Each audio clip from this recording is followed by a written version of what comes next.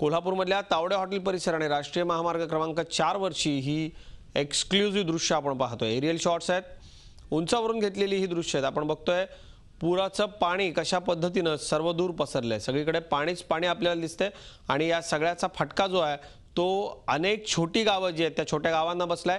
चहूकडे नद्यांनी आपली पातळी ओलांडली आहेत, पात्र ओलांडली आहेत, त्या गावागावात शिरलेले आहेत आणि यामुळे छोट्या गावांचे जे जोडणारे पूल आहेत त्या पुलांचा आपल्या तालुक्यांशी किंवा बाजारपेठांशी प्रमुख संपर्क तुटलेला आहे।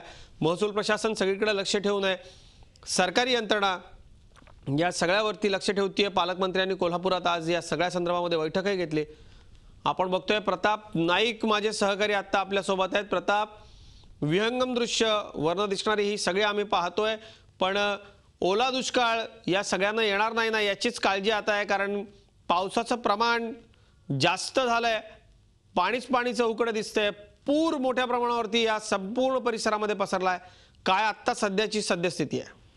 आपण बघतो की गेल्या 5-6 दिवसापासून कोल्हापूर जिल्ह्यामध्ये मोठ्या प्रमाणात पाऊस पडला, त्याच्यामुळेच ही अशा प्रकारची परिस्थिती निर्माण झालेली आहे। कोल्हापूर जिल्ह्यामध्ये असणारी पंचगंगा नदी कशा प्रकारे पसरलेली आहे पूर्ण भागामध्ये हे आपल्याला या सगळ्या दृश्यांमधून दिसतंय। हे NH4 वरची दृश्य आहेत, ज्या दृश्यांमध्ये आपण बघू शकतो की NH4च्या दोन्ही बाजूला मोठ्या प्रमाणात पाणी साठलेलं आहे, पुराचं पाणी पसरलेलं आहे आणि त्याच्यामुळे वाहतुकीची सुद्धा कोंडी निर्माण झालेली आहे। सध्या पंचगंगा नदी पाण्याची पातळी जी आहे ती कमी होताना आपल्याला दिसते, पण एकूण जी पूर परिस्थिती निर्माण झालेली होती त्याच्यामुळे हे सगळं आपल्याला अशा प्रकारे दृश्य दिसून येते। कोल्हापुरातील गणेश कारंजेकर यांनी ही दृश्य ड्रोनच्या माध्यमातून टिपलेली आहेत। अतिशय मनमोहक अशी दृश्य दिसत असली तरी या दृश्यांमुळे किंवा या पूर परिस्थितीमुळे अनेकांना अनेक समस्यांना तोंड द्यावं लागलं होतं। कोल्हापूर जिल्ह्यामध्ये जवळपास 80हून अधिक गावं संपर्क क्षेत्राच्या बाहेर गेली होती आणि त्याच्यामुळेच हे सगळं आपल्याला दिसून येते। एकूण ही दृश्य आहेत ती कालपासून ती आज सकाळपर्यंतची दृश्य आहेत। अतिशय मनमोहक असणारी दृश्य एरियल शॉट्स मधून खूप सुंदर आणि देखणी दिसत आहे। पण दुसरीकडे अनेक रस्ते बंद झाल्यामुळे अनेक लोकांची वाहतूक झाली होती, अनेक लोक 36 तास अडकून बसले होते, पण आता मात्र ही परिस्थिती निवळते। ही परिस्थिती निवळत असताना शॉट्स आहेत, त्याच्यापूर्वी काय परिस्थिती असेल याचा आपण विचार करू शकतो। अजित, प्रताप, आता सध्या जिल्हा प्रशासनाकडे महसूल प्रशासनाकडे जी आकडेवारी आली आहे, नुकसानीची आकडेवारी नेमकी काय आहे? तालुके जे आहेत विभागामधले त्या सगळ्यांचा पुन्हा संपर्क गावांशी प्रस्थापित झालेला आहे का? आणि सगळ्यात महत्त्वाचं म्हणजे या अतिपुराचा, अतिवृष्टीचा पिकांवर काय परिणाम होणार आहे? अजित, अजूनही कुठल्या प्रकारची जी आकडेवारी आहे ती महसूल विभागाने जाहीर केलेली नाही। त्याचं कारणच असं आहे की अजूनही अनेक गावांमध्ये पाणी आहे आणि त्याचमुळे ही आकडेवारी गोळा करण्याला त्यांना अडचणी येत आहेत। आणि आपण बघतो की महसूल विभागाने जे पडझड झालेली आहे किंवा ज्या घरात पाणी घुसलेलं आहे तिथला पंचनामा सुद्धा अजून झालेला नाहीये, त्याच्यामुळे ही आकडेवारी मिळू शकली नसली तरी महसूल मध्ये मोठ्या प्रमाणात नुकसान झालेलं आहे आणि अशा प्रकारची सगळी ही घटना घडलेली आहे। एकूणच आपण स्थिती पाहतोय की कोल्हापूर जिल्ह्यात अनेक ठिकाणी पाणीच पाणी झालेलं आहे आणि त्याच्यामुळेच अशा प्रकारची परिस्थिती आपल्याला दिसून येते। अवकाशातलं हे पुराचं थैमान आपण बघतोय। या संपूर्ण परिस्थितीचा आढावा घेण्याकरता पालकमंत्र्यांनी आज प्रताप कोल्हापूरमध्ये बैठक घेतल्याचं कळतंय। कोण या बैठकीला उपस्थित होतं, काय सूचना दिलेल्या आहेत आणि सगळ्यात महत्त्वाचं आणखी एक गोष्ट ती म्हणजे जे NDRFचं पथक इथं दाखल झालं होतं त्याचा किती उपयोग झालाय, या लोकांनी काय नेमकं बचाव कार्य केले त्याची आकडेवारी काय आली आहे का? NDRFचं पथक परवा दिवशी रात्रीपासून कोल्हापुरात होतं। त्यांनी अनेक ठिकाणी अडकलेल्या लोकांना बाहेर काढलं आणि त्याच्यामुळे जवळपास 6 लोकांचे प्राण वाचलेले आहेत। अनेक जी तरुण मुलं होती ती पुराच्या पाण्यातनं धाडसी साहस करत त्यातून मार्ग काढायचा प्रयत्न करत होते आणि त्याच्यामध्येच एकूण 8 मुलं वाहून गेली होती। त्यापैकी 6 जणांना वाचवण्यात यश आलं, पण 2 मुलं अद्यापही बेपत्ता आहेत। त्या मुलांना शोधण्याचं काम अजूनही सुरू असलं तर ती मुलं अजून सापडलेली नाहीयेत। आपण बघतोय की सकाळीच कोल्हापूरचे पालकमंत्री चंद्रकांतदादा पाटील असतील, जिल्हाधिकारी असतील यांची आढावा बैठक झाली। त्या आढावा बैठकीमध्ये कशा प्रकारचं नियोजन केलं पाहिजे याची एकूण सविस्तर चर्चा झालेली आहे। पण एकूणच आज सकाळपासूनच कोल्हापूर जिल्हा आणि परिसरामध्ये पावसाचं प्रमाण कमी झाल्यामुळं थोडीशी पंचगंगेची पुराची पातळी आहे ती कमी झालेली आहे, त्यामुळे कोल्हापूरकरांना एक दिलासा मिळालेला आहे। पण महसूल प्रशासन असेल किंवा जिल्हा प्रशासन असेल पूर्णपणे सतर्क झालं असून कुठल्याही प्रकारच्या अडचणी येऊ नयेत या प्रकारे दक्षता घेतलेल्या आहेत। आणि अनेक गोष्टी ज्या आहेत त्या जिथे जिथे अडचणी येतात त्या ठिकाणी नेऊन ठेवलेल्या आहेत. प्रताप, या सगळ्या संपूर्ण परिस्थितीवरती जिल्हा प्रशासन नक्कीच लक्ष ठेवून आहे, पण एकूण आता जर आपण बघितलं तर साधारणपणे अजून किती गावांचा संपर्क तुटलेला आहे? या सगळ्या गावांमध्ये आरोग्याची नेमकी परिस्थिती काय असावी याचा अंदाज जिल्हा प्रशासनानं बांधलेला आहे का? तिथं लोकांना जी मदत पाहिजे ती मदत नीट पोचते आहे का? आणि जिथं जिथं तातडीची मदत उपलब्ध व्हायला हवी तिथं जिल्हा प्रशासन पोचू शकलं आहे का मदत करण्याकरता? आपण जिल्हा प्रशासनाचं सुरुवातीला यांनी प्रिकॉशन घेतले म्हणून बऱ्याच घटना घडलेल्या नव्हत्या, पण दुसरीकडे जिल्हा प्रशासनाच्या काही निगेटिव्ह सुद्धा गोष्टी आहेत. पूर परिस्थिती निर्माण व्हायच्या आधी ज्या ज्या ठिकाणी अशा प्रकारचं पुराचं पाणी जातं त्या ठिकाणी अनेक सोयी सुविधा करून ठेवायला पाहिजे होत्या. जसं काही गगनबावडा तालुक्यातलं टेकवडे जे गाव आहे त्या टेकवडे गावातल्या लोकांचे फोन आलेले होते. त्यांनी त्या गावात येऊन भेट देण्याची व्यवस्था सांगितलेली होती आणि त्या ठिकाणी त्या लोकांना सुद्धा अनेक अडचणींना सामोरं जावं लागलं होतं. एकूणच आपण बघतो की पंचगंगा नदी पात्राच्या आजूबाजूला कशा प्रकारे बांधकाम झालेले आहेत ही सुद्धा आपल्याला या दृश्यांमध्ये दिसतात. एकूणच नदी पात्रा परिसरात बांधकाम झाल्यामुळे त्याचा सुद्धा फटका पडलेला दिसतोय. म्हणजेच जिल्हा प्रशासनानं सुरुवातीच्या टप्प्यापासून जर ही प्रिकॉशन घेतली असती की नदी पात्राच्या बाजूला जर बांधकाम झाली नसती तर मात्र पुराचं पाणी ज्या पद्धतीने घुसलेलं आहे शहरामध्ये त्या पद्धतीने घुसलं नसतं. अशा प्रकारची एक एकूण स्थिती दिसते. पण दुसरीकडं अनेक गावांचा संपर्क तुटलेला आहे. त्या ठिकाणी प्रशासन थोड्याफार प्रमाणात पोहोचलेलं आहे, पूर्णपणे पोहोचलेलं नाहीये एवढं पात्र त्याच्यामध्ये सांगता येईल. अजित.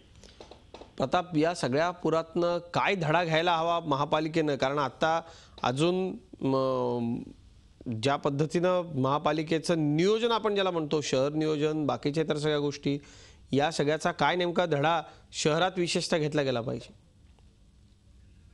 की कोल्हापूर महानगरपालिका ही जी आहे ती एक प्रताप, स्वतः पालकमंत्री आता चंद्रकांतदादा पाटील आपल्या संपर्कात आहेत, आपण त्यांच्याशी बोलूयात. दादा, आज बैठक आपण घेतल्याचं कळतंय आम्हाला. नेमकी काय जिल्ह्यातली परिस्थिती आहे काय सांगाल आपण, आणि जिल्हावासियांना आता झी24 तासच्या माध्यमातून काय आवाहन कराल? आज जवळजवळ 2 तास सगळे सरकारी अधिकारी वेगवेगळ्या स्तरावरचे त्यांची कलेक्टर आणि झडपी अशांच्या उपस्थितीत घेतली. मी त्यांचं अभिनंदन केलं की गेले 4-5 दिवस अतिशय संयमाने त्यांनी सगळी स्थिती हाताळली. एनडीआरएफची जी टीम तळेगावहून 40 जणांची आली की ज्याच्यामध्ये 36 जवान आहेत आणि 4 ऑफिसर आहेत, 6 बोटी घेऊन ते आले आहेत. त्याचा खूप उपयोग वेगवेगळ्या ठिकाणी अडकलेल्या लोकांना सुखरूपपणे बाहेर काढण्यासाठी झाला. आता 24 तास पाऊस नसल्यामुळे परिस्थिती बऱ्यापैकी वेगाने कंट्रोलमध्ये येते आहे आणि ज्यांना हलवलं होतं जवळजवळ 1200 लोकांना सुरक्षित स्थळी हलवलं होतं वेगवेगळ्या ठिकाणी मिळून ते सगळे जण आता आपापल्या घरी परत आहेत. तर आता एव्हरीथिंग इज अंडर कंट्रोल. दादा, आत्ता परिस्थिती अजून अशी आहे, अनेक गावांमध्ये पाणी आहे. गेल्या काही वेळा आम्ही सगळ्या जिल्ह्याचा आढावा घेतोय आता झी24 तासवरती. तिथं अजून यंत्रणा पोहोचलेली नाही. पंचनामे तिथले लवकर व्हावे अशी लोकांची इच्छा आहे नुकसानीची. पाणी आहे तर ते ओसायला वेळ लागणार, परंतु ज्याला आपण बिकट स्थिती म्हणतो, ज्याला आपण चिंताजनक स्थिती म्हणतो, धोक्याची पातळी ओलांडणं म्हणतो, हा धोका संपला एवढंच मी म्हटलं. आणि ज्यांचं नुकसान झालं त्याचे आता जे प्राथमिक पंचनामे झाले ती अमाऊंट 1,17 लाख झालेली आहे. आणि मी आता कलेक्टरना असा आदेश दिलेला आहे की बा हे मुंबईला पाठवू पैसे येतील असं नव्हता. याच्यामधले काही टक्के अमाऊंट आपण इमिजिएट जिल्हा नियोजन म्हणून देण्याची व्यवस्था केली पाहिजे. लोकांना काय आवाहन कराल या परिस्थितीमध्ये? मदत मिळेल असं आश्वासन काय आपण द्याल का? हो, लोकांना मी आवाहन करेन की 2 जण मृत झाले त्यांना त्यांच्या कुटुंबियांना प्रत्येकी 4-4 लाख रुपये लगेच देतो आपण. जे घरांची पडझड वगैरे झाली त्याची नुकसान भरपाई देतो आणि पंचनामे वेगाने करा असं सांगितलंय. मी आवाहन असं करेन की या सगळ्या परिस्थितीमध्ये प्रशासनाच्या सूचना पाळा. गेल्या 4 दिवसाचं लक्षात आलं की अतिशय बिकट स्थितीमध्ये असताना सुद्धा लोक बाहेर पडायला तयार नाहीत. आणि त्याचा उलटा भाग आणखीन काय की आता जरा पूर ओसरला म्हटल्यानंतर मोठ्या प्रमाणावर धवेच्या धवे पूर बघायला, पाणी बघायला, त्याच्यातून सुद्धा धोके निर्माण होऊ शकतात. त्यामुळे मी आवाहन असं करेन की प्रशासन ज्या सूचना देईल ते पाळलं पाहिजे. पुढच्या काळामध्ये थोडी रोगराईची पण शक्यता वाटते आणि त्यामुळे जिल्ह्याच्या आरोग्य विभागाला आम्ही अतिशय कडक सूचना दिलेल्या आहेत की लोक येतील याची वाट न घरोघर जाऊन तुम्ही काही प्रिकॉशनरी मेजर्स घेतल्या पाहिजे. धन्यवाद. आपण झी24 तासशी बोललात. चंद्रकांत पाटील होते कोल्हापूरचे पालकमंत्री आपल्याबरोबर, आणि एनडीआरएफच्या पथकाचं संबंध जिल्हा यंत्रणेचं त्यांनी कौतुक केलेलं आहे की या सगळ्या परिस्थितीमध्ये त्यांनी परिस्थिती चांगली हाताळली आणि एनडीआरएफच्या पथकाचं खरंच कौतुक, त्यांनी चांगलं काम या ठिकाणी केलं. आता जिल्हाधिकारी आपल्याबरोबर आहेत अमित कुमार सैनी, आपण त्यांच्याशी बोलूयात. कलेक्टर साहेब, काय नेमकं आत्ताची सध्या परिस्थिती जिल्ह्यामधली? आत्ताच आम्ही पालकमंत्र्यांशी बोलत होतो, त्यांनी लोकांना केलेलं आवाहन आपण ऐकलं असेल. काय विशेष आवाहन तुमच्या महसूल यंत्रणेला तुम्ही कराल? कारण आता स्थानिक पातळीवरती पूर ओसरतोय, तलाठी असतील, ग्रामसेवक असतील, यांनी गावागावामध्ये जाऊन पंचनामे करावेत, अशी लोकांची आता अपेक्षा आहे. तुमच्या यंत्रणेला तुम्ही झी24 तासच्या माध्यमातून काय आवाहन कराल? नाही, आता पूर परिस्थिती कंट्रोल मध्ये आहे. पंचगंगाचं पाणी अजूनही डेंजरस लेवलच्या वर आहे, पण स्टॅटिक झालेलं आहे आणि हळूहळू ते कमी होऊ लागलेलं आहे.